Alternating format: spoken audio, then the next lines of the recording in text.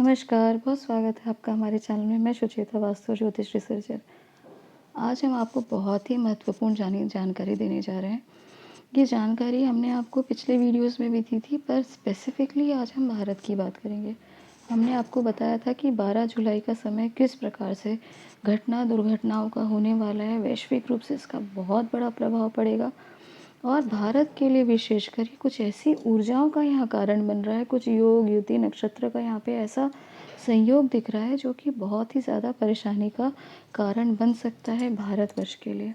इसलिए यह जो वीडियो है आपके लिए बहुत महत्वपूर्ण है, आप इसे अंत तक अवश्य देखिएगा। ये भारत के लिए इसलिए बहुत ज़्यादा खतरनाक समय है क्योंकि यहाँ पे भारत के लग्न अर्थात एसेंडेंट, जिसे हम राइजिंग साइन कहते हैं, मात्र वही पीड़ित नहीं हो रहा, भारत की राशि भी यहाँ बहुत खतरनाक रूप से पीड़ित हो रही है। इसलिए आप देखिएगा कि ये समय बहुत ही ज़्यादा संवेदनशील होगा। 12 जुलाई से आपको बहुत सतर्क और सावधान रहने की आवश्यकता है। क्यों है, क्या कारण है, उस पर भी हम चर्चा करेंगे। देखिए, सबसे पहले तो यहाँ पे 12 जुलाई को सबसे बड़ी घटना क्या घटेगी। 12 जुलाई को मंगल प्रवेश करेंगे वृषभ राशि में। मेष राशि से उनका गोचर होगा वृषभ राशि में। वृषभ राशि का यहाँ पे बहुत महत्वपूर्ण भाव है और वृषभ राशि भारत का लग्न है और यहाँ के जो स्वामी है दैत्य गुरु शुक्राचार्य।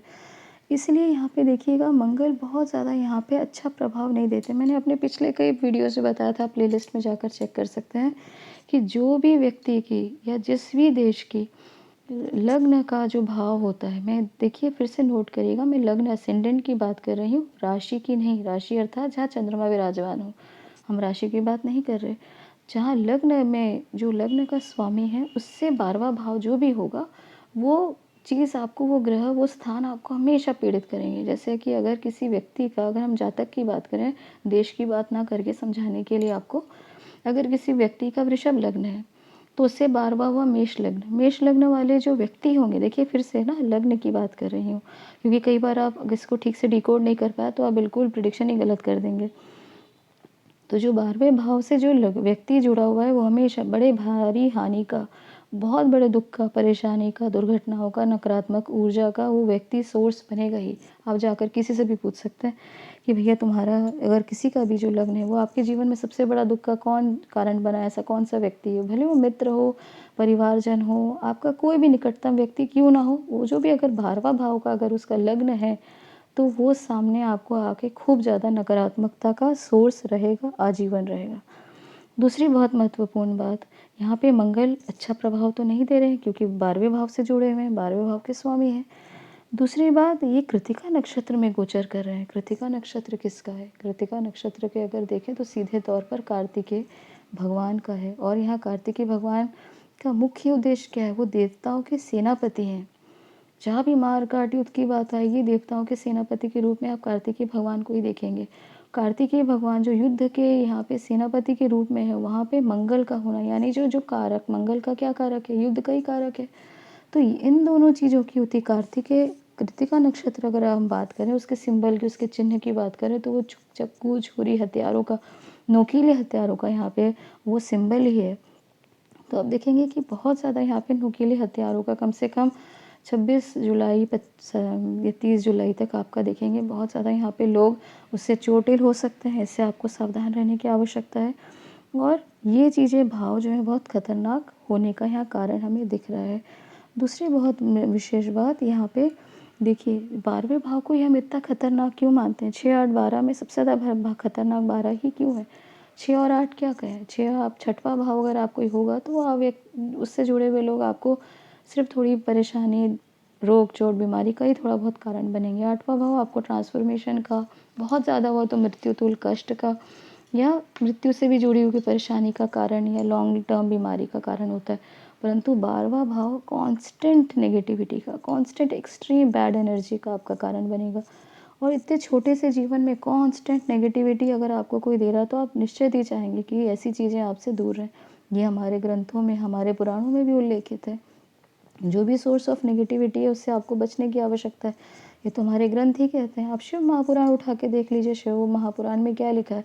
अगर किसी की धर्म पत्नी के लिए लिखा है कि बहुत कर्कशा है, नॉन स्टॉप खराब भाषा का प्रयोग करती हैं, बहुत ज़्यादा गलत वाणी का प्रयोग करती है, तो ऐसे व्यक्ति को अपनी पत्नी से भी बच के रहना चाहिए। यहाँ तक वहाँ मतलब बहुत एक्सट्रीम में लिखा हुआ है, लेकिन ये चीज़ें बहुत ही ज़्यादा उस व्यक्ति के लिए बीमारी का या अकाल मृत्यु तक का भी वो पत्नी कारण बन सकती है। इसीलिए हम हमेशा पॉज़िटिव एनर्जी की तरफ झुकते हैं और उसी को पॉज़िटिवता, सरलता, सौम्यता, प्रेम, यही हमारे लिए बहुत महत्वपूर्ण चीज़ें रहती हैं। अगर आपको कांस्टेंट नेगेटिव एनर्जी दें, तो ये बहुत ही ज़्यादा गंभीर परिस्थिति यहाँ पे दिखेंगी। दूसरी बहुत महत्वपूर्ण बात जो एनर्जी की है, अगर मंगल बहुत शुभ है, शुभ स्थान पे है, तो आपकी मार्शल एनर्जी बहुत बढ़ जाती है, पॉजिटिव एनर्जी बढ़ जाती है। सेना से या सेना से जुड़े या पुलिस से जुड़े हुए लोगों की बहुत बल और शक्ति बढ़ता है।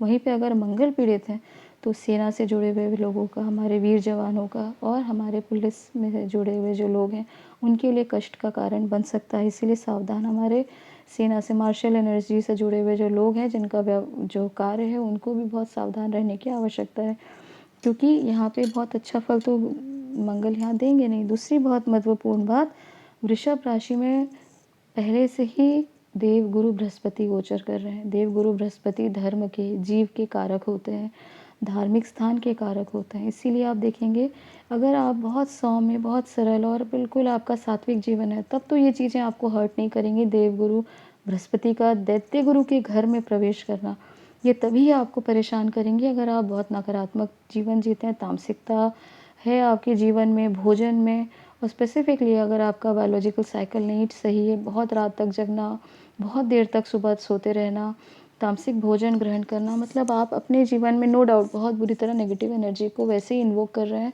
तो ये योग आपको परेशान कर सकता है, स्वास्थ्य के लिए आपको हानि का यहाँ पे कारण बन सकता है।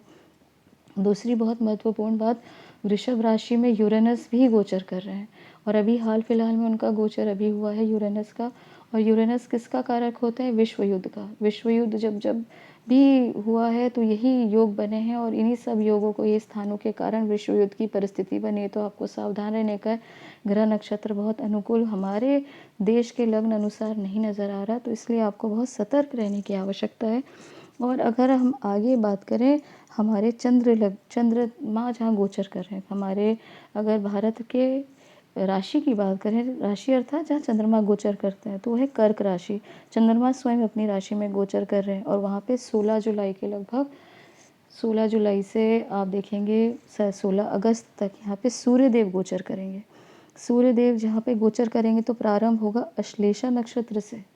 आप जानते हैं, मैंने पहले ही बताया था, अश्लेषा नक्षत्र भीषण नक्षत्र है। ये गंडमूल नक्षत्र में आता है और अश्लेषा नक्षत्र कुछ खतरनाक नक्षत्रों में एक माना जाता है, क्योंकि ये सीधे तौर पर बहुत ज़्यादा रहस्यमय नक्षत्र है। बहुत रहस्य के साथ में चीज़ें जो हैं यहाँ पे, ऐसे लोग करते कुछ हैं, कहते कुछ हैं। ये बहुत ज़्यादा, क्योंकि ये सर्प का एक नाग देव का नक्षत्र है, तो ये बहुत ज़्यादा आपके लिए परेशानी का कारण बन सकता है। स्पेसिफिकली 1 हफ्ते जो शुरुआत के रहेंगे, वो बहुत ही ज़्यादा भीषण रह सकते हैं। आपको सावधान रहना पड़ेगा। और यहाँ पे भी वही चीज़ फिर से रिपीट हो रही है। 12वें भाव में सूर्य देव की जो राशि है वो है सिंह राशि। सूर्य देव अपने से 12वें जब गोचर करेंगे तो बहुत अच्छा फल यहाँ नहीं देंगे। क्यों? क्योंकि यहाँ पे आत्मा को पीड़ा देने वाली, क्योंकि सूर्य हमारे वैश्विक रूप से अगर हम देखें, यूनिवर्सल अगर सूर्य देव को हम स्टडी करते हैं, तो वो आत्मा का कारक माना जाता है। तो यूनिवर्सली लोगों के मन में कुछ ना कुछ ऐसी घटनाएं, दुर्घटनाएं बड़े व्यापक रूप में होंगी कि लोगों के मन में बहुत दुख का कारण बन सकता है। सूर्य देव यहाँ पीड़ित हैं, तो हो सकता है कि लोगों के मन में बहुत ज़्यादा जो है, मन में डिप्रेशन, स्ट्रेस, एंग्जाइटी का कारण बने, क्योंकि ना केवल यहाँ चंद्रमा पीड़ित हो रहे हैं, साथ ही साथ सूर्य देव भी पीड़ित हो रहे हैं। तो दोनों ही रूप में यहाँ पे आपको सावधान रहना है। अगर आपको बहुत ज़्यादा यहाँ एंग्जाइटी, डिप्रेशन, तो कम से कम आपको कारण तो पता चले कि आप इतना भी एंग्जाइटी या अपने स्ट्रेस, या आपको बहुत ज़्यादा आत्मविश्वास में कमी का अनुभव हो, तो आप देखिए कि नहीं, ये कारण है इसके पीछे, और ये चीज़ें आपको हेल्प करती हैं आपको इन सब चीज़ों से बाहर निकालने में। दूसरा बहुत ही महत्वपूर्ण स्थान यहाँ पे आप देखेंगे कि जो हमने आपको पिछले कुछ वर्ष पहले आपको बताया था, जब राहु वृषभ राशि में गोचर किए, जब राहु वृषभ राशि में गोचर किए, उस समय मैंने आपको बताया था कि बहुत ज़्यादा भारत के लिए चाइना की तरफ से आने वाली परिस्थिति अच्छी नहीं दिख रही।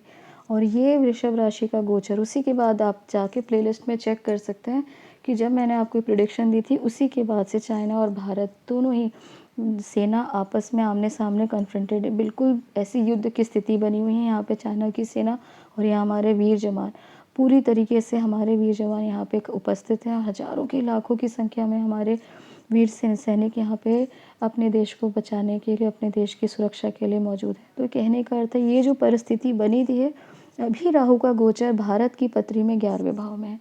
तो आप देखेंगे निश्चित रूप से कुछ ना कुछ चीज़ें सरफेस में आएँगी और लोगों को बहुत ज़्यादा यहाँ पे सतर्क रहने की आवश्यकता है, क्योंकि ये 11वां भाव ये दिखाता है कि अंततोगत्वा चीज़ें अभी सॉर्ट आउट होने का समय हो सकता है, क्योंकि राहु यहाँ पे भरे परेशानी के बाद बहुत बड़ी जो भी होगा उसमें, क्योंकि नकारात्मकता तो दिख रही है। अगर कुछ चीज़ें होने घटने वाली हैं, बड़ा रूप लेके आने वाली हैं, तो निश्चित ही बहुत जब मंथन होता है तो एकदम से आपने खुद अपने ग्रंथों में पढ़ा है कि सबसे पहले तो हलाहल ही निकला था। वैसे ही जैसे यहाँ भारत में मंथन होगा, क्योंकि एनर्जी का जो हम देख पा रहे हैं वो एक्सट्रीम मंथन दिख रहा है। और यहाँ पे आप देख पाएंगे कि दैत्य एनर्जी या पॉजिटिव एनर्जी और सकारात्मक नेगेटिव एनर्जी में भारी संघर्ष होता हुआ दिखेगा। आप देखेंगे कि बहुत मित्रवत है, कोई बहुत आपका परिवारजन है, बहुत आपके क्लोज लोग हैं, वो भी अचानक जिनका नेचर, जिनका भोजन, जिनकी कैरेक्टरिस्टिक्स बहुत ऑपोजिट है, अब वो साथ में उन चीज़ों का रहना या उन चीज़ को सरवाइव करना अब मुश्किल होता हुआ जाएगा, क्योंकि चीज़ें बहुत एक्सट्रीम में हमको युद्ध की, जैसे मैंने बताया देव दैत्य संग्राम, इस तरीके से आप चीज़ों को समझें। और ये संघर्ष में चीज़ें जो बन रही हैं, यानी पूरी तरीके से आप देखें संघर्ष की, महायुद्ध की, ये सिर्फ बड़े लेवल में नहीं होगा, देशों में नहीं होगा, क्योंकि जो बड़े चीज़ बड़े लेवल में होती है वो उसका माइक्रो लेवल भी उसका यथा पिंडे तथा ब्रह्मांडे में आपको बताती रही, वो चीज़ें बहुत व्यापक होंगी, बहुत बड़े सब लेवल में आपको दिखेंगी। घर, परिवार, मित्र, जिनको आप अपना बहुत विशेष मित्र समझ रहे थे, पता चला वही आपका सबसे बड़ा शत्रु रूप में आपके साथ काम कर रहा है। जिसका परिवारजन समझ रहे थे, पता चला वही आपके ऊपर केस ठोक रहा है। तो ये सारी चीज़ें आपके साथ अभी होती हुई नज़र आएँगी, और चीज़ों से आपको घबराना नहीं है, क्योंकि अंततोगत्वा चीज़ें दिख रही हैं कि बहुत शांत होंगी। अभी चीज़ें बहुत एक्सट्रीम में इसलिए भी जा रही हैं, क्योंकि मैंने पिछले वीडियो में बताया था पंचक नक्षत्र एक्टिवेटेड है, शनि शतभिषा में, राहु में, उत्तर शनि के नक्षत्र में। ये चीज़ें बिल्कुल आपको दिखेंगी कि अरे ये सारे उग्र नक्षत्र क्यों आ गए हैं। पंचक नक्षत्र को भी हम बहुत अच्छा नक्षत्र नहीं मानते कोई भी शुभ कर्म करने के लिए, क्योंकि इनकी इंटेंसिटी ही इतनी खतरनाक हो जाती है कि घर की हर एक चीज़ के लिए हम अवॉइड करते हैं कि इन नक्षत्रों को अवॉइड करें, अश्लेषा को अवॉइड करते हैं, करें कृतिका को, शतभिषा भी, भले वो हेल्थ और हीलिंग का नक्षत्र है, परंतु बहुत ही मतलब आप देखेंगे उस दिन की एनर्जी जब शतभिषा नक्षत्र होता है तो बहुत इंटेंस एनर्जी होती है। भले वो आप पॉजिटिव है, अंततोगत्वा आपकी हीलिंग होगी बॉडी, परंतु बहुत ईजी फॉर्म में नहीं होती। जैसे कि आप अश्विन नक्षत्र में देखते हैं, अश्विन और शतभिषा दोनों ही हीलिंग से जुड़े हुए नक्षत्र हैं, परंतु काम करने का तरीका बहुत एक्सट्रीम है शतभिषा में और बहुत सौम्य है अश्विन में। तो ये कहने का अर्थ ये है कि चीज़ें बहुत एक्सट्रीम में नज़र आएंगी, परंतु इसका असर आगे जाके कुछ महीनों के बाद आपको बहुत सौम्य दिखेगा। हमने आपको अपने अंक विज्ञान के ज्योतिष के भी बताया था कि क्यों हमें ये 2 साल 2024 और 25 बहुत एक्सट्रीम नज़र आ रहे हैं, और भले ही ये चीज़ें बहुत एक्सट्रीम होंगी, लेकिन इसके बाद भारत का हमारे को बहुत उदय नज़र आ रहा है। क्यों आ रहा है वो सब भी आप जाके प्लेलिस्ट में चेक कर सकते हैं।